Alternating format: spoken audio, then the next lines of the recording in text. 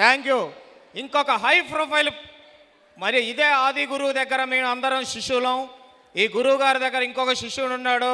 ఆ శిష్యుడు ఎవరో కాదు, నార్మల్ పీపుల్ కాదు. మీరు అందరూ అనుకోవచ్చు అందరూ కోట్లు వేసుకొచ్చుకున్నారు, వీళ్ళకి ఇవాళ 100, 200 లాంటి 500 పైసలు ఇస్తారు, నెల ఇస్తారు. ఎవరు రూపాయి అయ్యారు, అందరు మా కార్లతోనే మా పెట్రోల్తోనే వచ్చిన వాళ్ళమే.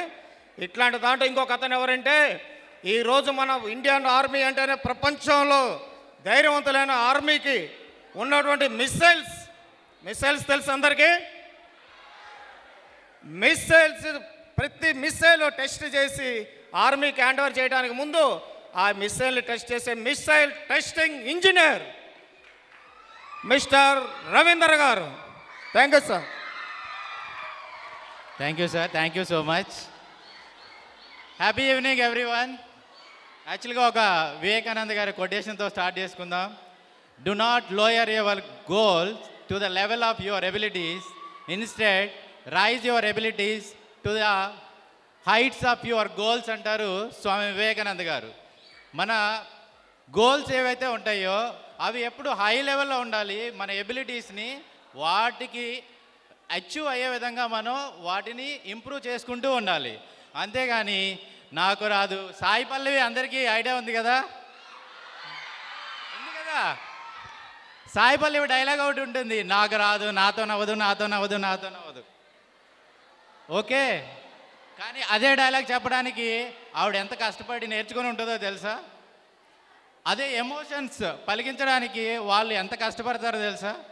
ఆవిడ ఎంత గొప్పగా డాన్స్ చేస్తుంది కదా, అంత గొప్పగా డాన్స్ చేసే ఆవిడ ప్రాక్టీస్ చేయకుండా తన ఎబిలిటీస్ని ఇంక్రీజ్ చేసుకోకుండా అంత గొప్పగా డాన్స్ చేయగలదా?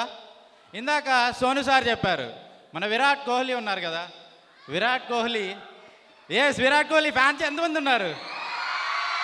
సూపర్. నేను కూడా one of the Virat Kohli fan. కానీ విరాట్ కోహ్లీ గారు గ్రౌండ్లో ప్రాక్టీస్ చేయకుండా ప్రతిరోజు తన ఎబిలిటీస్ని ఎవరు ఉండలేరండి.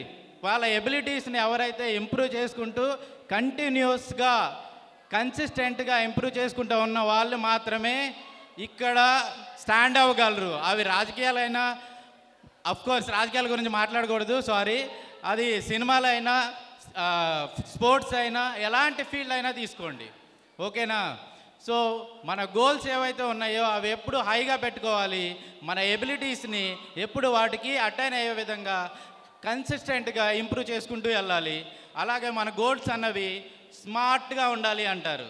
స్మార్ట్ అంటే specific, measurable, achievable, realistic and time బౌండ్గా ఉండాలి అంటారు.